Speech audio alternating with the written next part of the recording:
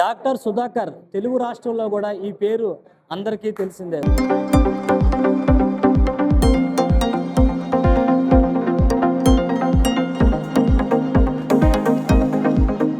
Covid టైంలో మనం చూసుకున్నట్టయితే డాక్టర్ సుధాకర్ సంబంధించిన ఎపిసోడ్స్ అయితే ఒక సీరియల్ లాగే కొనసాగాయి. ఆయన సస్పెండ్ చేయడం, తర్వాత స్టేషన్కి వెళ్ళడం, తర్వాత ఆఫీస్కి వెళ్ళడం, వాళ్ళ తల్లిగారు కూడా రోడ్డు ఎక్కడం, చివరికి ఆయన మరణం కూడా చెందారు. అయితే ఇదే అంశం మీద ఆనాడు తనతో పాటు ఉన్న ఈరోజు రాష్ట్ర టీడీపీ కార్యనిర్వాహక కార్యదర్శి పుచ్చ విజయ్ కుమార్ కూడా ఆ రోజు ఎపిసోడ్లో మినిట్ టు మినిట్ కూడా తనతో ఉండి ప్రతిదీ కూడా అబ్జర్వ్ చేసి ఆ అండగా నిలబడిన పరిస్థితి ఉంది. ఈరోజు ఎక్కడ చూసినా రాష్ట్ర వ్యాప్తంగా కూడా సుధాకర్కి నివాళులు అర్పిస్తున్న పరిస్థితి అయితే మనకి కనిపిస్తుంది. ఈరోజు పుచ్చ విజయ్ కుమార్ కూడా ఉన్నారు, మనతో ఆరుతో కూడా మాట్లాడే ప్రయత్నం అయితే చేద్దాం.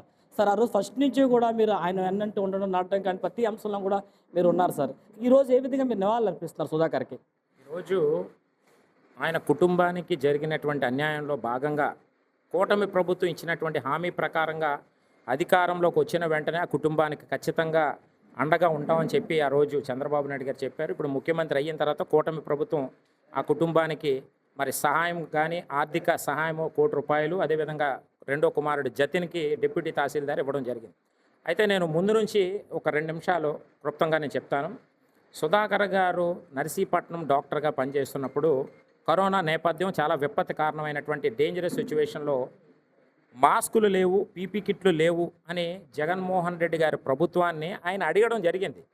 అది ఎవరో వీడియో తీసి ఆ వీడియో వైరల్ అయింది. వైరల్ అయితే ఈ సుధాకర్ దళితుడు మమ్మల్ని డ్యామేజ్ చేయాలి, ప్రభుత్వాన్ని డ్యామేజ్ చేయాలి అని కంకణం కట్టుకున్నాడు అన్నటువంటి నేపథ్యంతో ఇమీడియట్లీగా వీడియో చూసిన మరుక్షణమే అక్కడ ఉన్నటువంటి ఒక దొంగనాకుడికి ఎమ్మెల్యే పెట్ల ఉమాశంకర్ గణేష్ అన్నటువంటి వాడు ఆఫీసుకు పిలిపించుకొని బయట, అంటే ఒక డాక్టర్కి ఇచ్చే మర్యాద కూడా ఇవ్వకుండా బయట కూర్చోబెట్టి, ఇంత దూరాన్ని కూర్చోబెట్టి నేను ఎవడు మా వీడియో తీయమన్నాడు, నీకు ఎవడిచ్చాడు అధికారం అంటే, నేను పీపీ కిట్లు మాస్కులు అడగనాను కోసం మీ దగ్గరికి నేను చెప్పడానికి వచ్చాను తప్ప వేరే కాదు సార్ అంటే, లేదు నువ్వు టీడీపీ వాళ్ళతో కుమ్మక్కయ్యావు కాబట్టి మా ప్రభుత్వాన్ని నువ్వు డ్యామేజ్ చేయాలన్నటువంటి ఆలోచనతో ఈ ప్రయత్నాలు చేసావని చెప్పి వెంటనే ఒక డాక్టర్కి సస్పెండ్ ఆర్డర్ ఇవ్వాలి అంటే దానికి కొన్ని రూల్స్ అమెండ్మెంట్స్ ఉంటాయి. కానీ వీళ్ళు ఏం చేశారు, ఒక అంబులెన్స్లో విశాఖపట్నం నుంచి అంబులెన్స్లో ఆ సస్పెండ్ లెటర్ని పంపించడం జరిగింది. అది కాదు, సస్పెండ్ చేయాలంటే దానికి కొన్ని పద్ధతులు ఉంటాయి. ఓకే, అయినప్పటికీ ఆయన బ్రతిమలాడారు, సార్ నేను ఏం తప్పు చేశాను, ప్రజలకు సేవ చేయడం కోసం మీ ప్రభుత్వం హయాంలోనే కదా నేనున్నాను, మీ దగ్గర నేను పనిచేస్తున్నప్పటికీ ఒప్పుకోకుండా ఆయన సస్పెండ్ చేస్తే మనస్తాపంతో ఆయన విశాఖపట్నం వచ్చారు. ఆయన ఉండేది సీతమ్మధార. వచ్చినప్పుడు ఆయన ఎక్కడికి వెళ్తా ఉన్నాడో ఆయన వెనకాతలే పెట్ల ఉమాశంకర్ గణేష్ తాలూకా అనుచరులు వెంబడించి కంచరపాలెం నడి రోడ్డు మీద ఆయన కారు ఆపి ఆయన్ని పోలీసులకు ముందే సమాచారం ఇచ్చి ఆయన పట్టుకోండి, ఆయన లాక్కొని జైల్లో పెట్టండి అని ముందే సమాచారం ఇచ్చిన తర్వాత ఆయన్ని చిత్రహింసలు పెట్టి ఆయన షర్టు చింపి మోకాలు రోడ్డు మీద మోకాలు వేయించి ఆయన్ని బట్టలు విప్పి, అందులో నాకు బాగా గుర్తు, నేను వదిలిపెట్టే ప్రసక్తి లేదు, ఒక కానిస్టేబుల్, ట్రాఫిక్ కానిస్టేబుల్ లాఠీలతో కొట్టినటువంటి పరిస్థితి. ఏం తప్పు చేశాడు, కూనీకూర మర్డర్ చేశాడా, మానభంగం చేశాడా నాకు అర్థం అవ్వలేదు. వెంటనే నాకు ఆయన్ని మళ్ళీ అక్కడ నుంచి తరలించి ఒక ఆటోలోని ఎలాగ పందుల్ని కుక్కల్ని ఎలాగేస్తారు ఆ తరహాలో ఆయన ఆటోలో ఇసిరేటప్పుడు ఆ వీడియో క్లిప్పింగ్స్ చూస్తే చాలా బాధ అనిపించింది. కేజీహెచ్కి తీసుకెళ్లారు. కేజీహెచ్కి తీసుకెళ్ళిన వెంటనే నాకు సమాచారం వచ్చింది, ఎలాగ మీ కజన్, ఎందుకంటే నాకు కజన్ అవుతాడు ఆయన డాక్టర్ సుధాకర్ గారు కూడా, మీ కజన్ ఎలా చేస్తున్నారని బట్టి వెంటనే నేను కేజీహెచ్కి పరిగెట్టి వెళ్ళిన వెంటనే అప్పటికే ఎమ్మెల్సీగా ఉన్న నా మిత్రుడు, ఇప్పుడు ప్రజెంట్ ఆంధ్రప్రదేశ్ రాష్ట్ర బీజేపీ అధ్యక్షుడు నా మిత్రుడు మాధవ్ వెంటనే నాకు కాల్ చేశాడు, విజయ్ ఎలాగ మీ కజన్ ఎలాగ చేస్తున్నాను, నేను కేజీహెచ్ దగ్గర ఉన్నాను. వెంటనే నేను పరిగెట్టి అక్కడికి వెళ్ళడం జరిగింది. వెళ్ళిన వెంటనే అక్కడ ఉన్నటువంటి పరిస్థితులు తారుమారు, ఈయన పిచ్చి వచ్చిందని చెప్పి వెంటనే నిర్ధారించారు. అసలు ఒక వ్యక్తిని నువ్వు పిచ్చోడువా అని చేయనందుకు దానికి కొన్ని పద్ధతులు, దానికి కొన్ని అధికారికంగా దానికి కొన్ని నామ్స్ ఉంటాయి. అదేమీ కాకుండా వెంటనే పిచ్చి ఆసుపత్రిలో కేస్ షీట్ రాసి పంపించేస్తే ఆయనతో పాటు నేను వెళ్ళి వెంటనే పిచ్చి హాస్పిటల్లో ఆయన జాయిన్ చేయడం జరిగింది. ఆ కేస్ షీట్లో నా పేరే ఎక్కించుకొని, ఎందుకంటే ఏదన్నా కావాలి అన్నా ఏదైనా చేయాలంటే కుటుంబ సభ్యుడిగా నేను ఉండాలని నేను వెళ్ళినప్పుడు ఆయన పిచ్చి ఆసుపత్రిలో జాయిన్ చేసిన తర్వాత అక్కడ ఉన్నటువంటి డ్రామా ఏంటంటే ఆయన చంపాలన్నటువంటి ఒక ఆలోచన ప్రయత్నం చేశారు.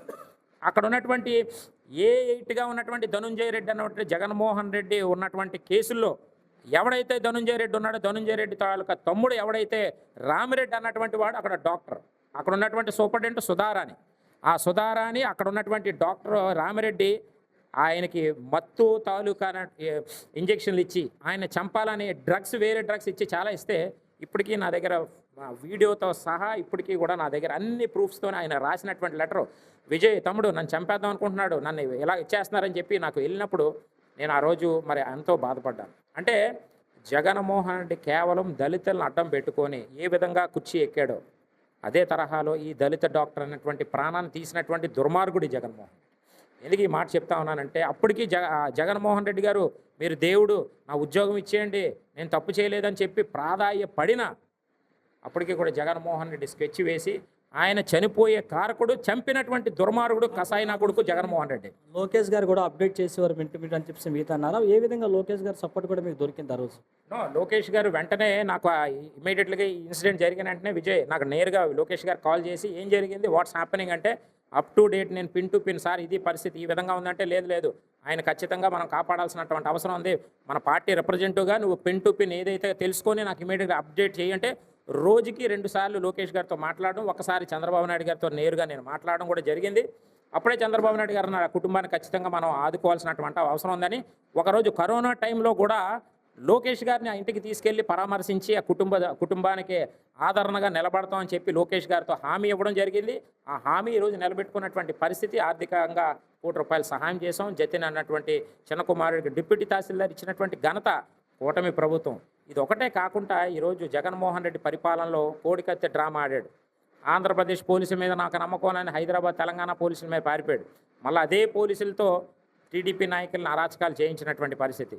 రెండోది ఏదైతే ఉన్నటువంటి మరి డ్రైవర్ సుబ్రహ్మణ్యం దగ్గర పనిచేసినటువంటి అనంతబాబు దగ్గర పనిచేసినటువంటి మా దళిత కుర్రవాడు సుబ్రహ్మణ్యం వీడి తాలూకా బట్టబయలు అవుతాయి వీడి రహస్యాలని చెప్పి ఆయన్ని చంపి డోర్ డెలివరీ చేస్తే సస్పెండ్ చేయమని కోరినా సస్పెండ్ చేయకుండా వాడి యొక్క బిజినెస్ లావాదేవీలు అడ్డపెట్టుకొని జగన్మోహన్ రెడ్డి అరెస్ట్ చేయడానికి కూడా ఆడి ఇంటిలో పెట్టుకొని ఏ విధంగా కాపాడాడో మనం చూసినటువంటి పరిస్థితి.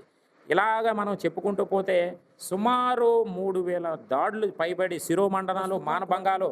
కూటమి ప్రభుత్వం అధికారంలో ఉంది, దళితులకు ఏ విధంగా అండగా ఉంటుంది, ఎటువంటి భరోసా ఇస్తున్నారు? మీరు చూశారు గతంలో జగన్మోహన్ రెడ్డి పరిపాలనలో ఏదైతే రాజశేఖర రెడ్డి గారు ఇచ్చినప్పుడు కూడా అది మేము ఎప్పుడు టచ్ చేయాలి. 11,000 ఎకరాలు ఎస్సీ ఎస్టీ అసైన్ ల్యాండ్లు దళితుల సంరక్షణ కోసం వాళ్ళు బ్రతుకు తెరువు కోసం ఇచ్చినటువంటి భూములు అలాగే ఉంచాం. దాన్ని లాక్కొని ఏ విధంగా దుర్వినియోగం చేశాడో మనం చూసాం. ఎస్సీ ఎస్టీ సప్లాన్ నిధులు 33,000 కోట్ల రూపాయలు దుర్వినియోగం చేశాడు.